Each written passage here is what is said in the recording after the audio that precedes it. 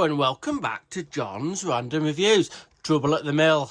Now normally I'm messing around with drills or grinders or I've either bought off eBay broken or borrowed from a friend.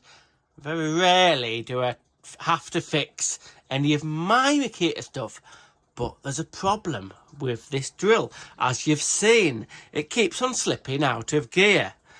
When it's in gear number 2 there, it runs for a little bit. It's not so bad for doing screws, putting screws in, but when you're drilling into a bit of wood like you saw before, it slips out of gear. So the gear selector is gone faulty. It's a mechanical gear selector in there. So unfortunately, I'm going to have to... Well, no, not unfortunately, because I like taking stuff apart. Don't use this drill very often, but when I do need it for a big hole saw, it's an absolute animal. It's so unbelievably powerful.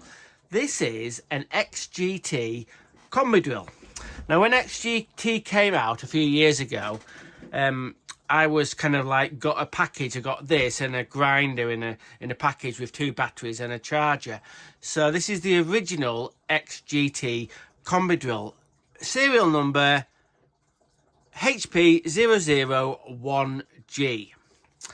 Okay, so this normally just sits in the bottom of my toolbox. Like I said, I don't really use it very often because I don't drill massive holes, but when I need to, it's there. Until recently, I've been trying to use it and it just slips out of gear all the time. So we're going to split it. I'm hoping it's going to be something dead simple in there, because when I put it into the number 1 gear, it doesn't slip out of gear at all, just in number 2 gear. But let's have a little bit of a talk about this drill. I've already said, it's amazingly powerful, but it's very, very heavy and, dare I say it, a little bit unwieldy. The top bit's not too bad, but the bottom bit, these XGT batteries are quite heavy. This is only a 2.5. Bloody hell, if I get the 4 on it, God almighty, have you seen how thick that bit is? No need. Really? I know it's got a lot of sort of technology in this drill. When you put it onto the screwdriver setting, you can adjust the torque or whatever. You can adjust, how am I going to explain this? You can adjust the torque settings digitally. So it has 20 settings. Let's see if we can get it to work. Oh, hang on, 21. And then you probably can't see that anyway. Never mind, I'll have to take my word for it. So yeah, that's got 21 settings, and then it's got obviously a hammer function. Things of note straight away, apart from the thing that's kind of gone wrong with it. I've already talked about it's a bit numb. It's heavy. It's heavy on this end. It just seems a bit out of balance somehow. And sometimes the collet bit that changes from drilling to screwdriver to hammer, it's just too light. It's just that, you know, it's got a bit of a detent there, but it's just too light for me. Sometimes it'll flick onto a different setting, but like I said, it's a workhorse. It's there when I need it, but I can't be bloody doing with it slipping out of gear, so I'll have to take it apart. So we'll get the clamshell off and see if we can figure out. I'm hoping please, that it's quite simple to fix. I think it will be, because I've had other drills that have slipped out of gear, but generally what happens is this the gear selector from 2 to 1, normally on other drills I've had, you put it to number 2 and it doesn't quite sort of go into gear, and then this little bit will slip back a little bit, but that's as far as it'll go there. So I don't know. Seems fine. It's fine for putting screws in, and it's fine some of the time, but it's a pain in the arse, and we're going to have to get it fixed. My bloody drill. Anyway, let's get on with it.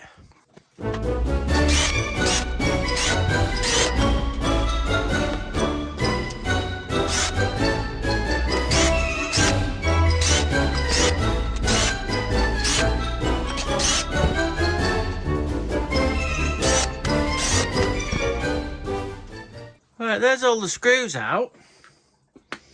Let's get this clamshell split if we can.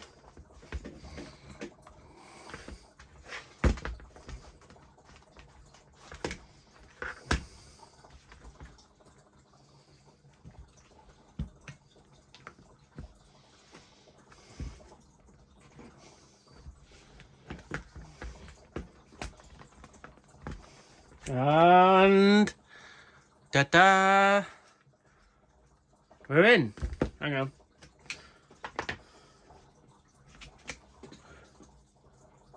Crikey. It's a bit shit up. Crikey, there's a lot going on. I think it needs a good clean out. Look at the size of the brain box. The brain box is in 2 bits. It's got this big bit there. And that's got an aluminium heatsink at the back. And then it's got this little bit. Ooh, it's interesting. Right then, I've got it all split apart. I think I've sussed out why it wasn't working, where it kept on slipping out of gear. But there's a mystery. There's a bloody mystery why it's not working. Could be partly my fault, but in this instance, right, I don't think it is. There, we're going to get into anyway, I'm going to get this head split in a minute and show you. But before we do that, I wanted to show you this. Any idea out there, folks?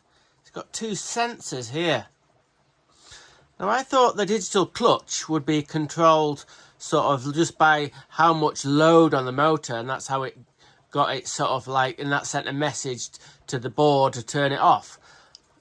Maybe these are part of it, but that one, it sits on here, just lines up with there somewhere. Is there something inside there that's reading it? I think that one, right, that one is controls when you have this bit onto the different settings there. If you put that setting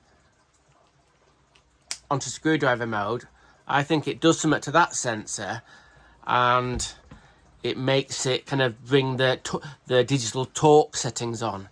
But this little sensor, this lines up to the gearbox, right? So, is it something to do, right? That if you change it onto first gear, all the calibrations for the torque, digital torques, are all changed, so it senses that, because that little sensor there lines up. Hang on, nearly bloody dropped it then. Hang on. Oh, it's there, I think. Oh no, it's there. Look, sorry. See that bit there? It's really thin, super thin, and that's where the back of the gear selector is. And in there, hopefully in there, there's a bit of a metal, square bit of metal in there that must be picking up some kind of signal. So, hey, bloody hell, it's exciting, isn't it? I'm really into it now. So we'll take this cover off here. I've taken the 4 screws out very carefully. So, yeah, these are all the planetary gears and the sun gears and all that carry on. I'm not going to go into all the details of that. But this bit here, this is the bit that you can change the gear. Hang on, it's going to fall apart. Hang on. See that moves up and down like that. I'll get that bit out. Well, I've got that bit out. And you can see the relationship between the gears here. So, at the moment, it's in first gear. So, if I spin that round, can you see that? It's turning quite slowly. And then, when you pull this lever up here, it pulls, see that gear up there, see that there? And that goes onto the other setting. And then if you do it now, that's on speed 2. So to get it to go down, getting tongue-tangulated, to get it to go down to speed 1, that drops there. But what we'll do, we'll dig in a bit deeper. And we'll get this bit out. and I'll show you. Oh God, I'll show you the mystery. So this bit here, you can see it sits in like a cradle like that, and it's got, oh no,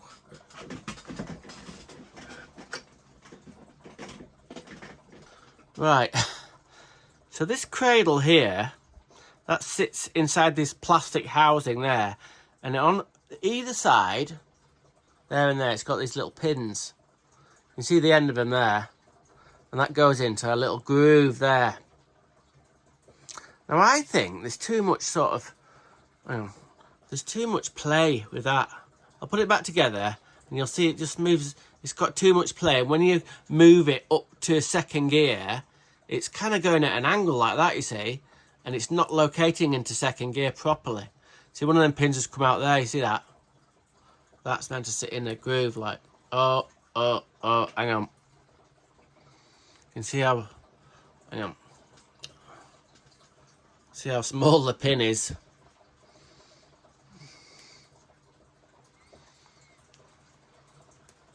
There. We're back in. Well, I'm more confused than ever. You see these little pins here? There. I think there's meant to be 4. Because there's a hole for one there. That's got the side one in there. I think there's supposed to be one in there as well. So, it's got a place for 4 pins. It's got 2 pins in it. I'm pretty, honestly, I swear to you that I haven't dropped them. Honestly, no, because I can't have done, because they don't come out that easy. They're all covered in grease. So when this bit is in its position, it's rocking about all over the place. And hence, it's not going into gear properly. But have I got this wrong?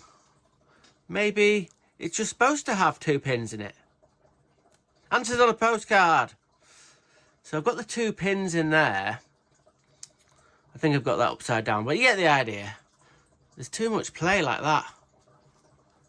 And it's knocking it out of gear. I might have some old drills with them pins like that in it. Wonder if I can find one and put all 4 in and see if it works better. Anyway, get back to you.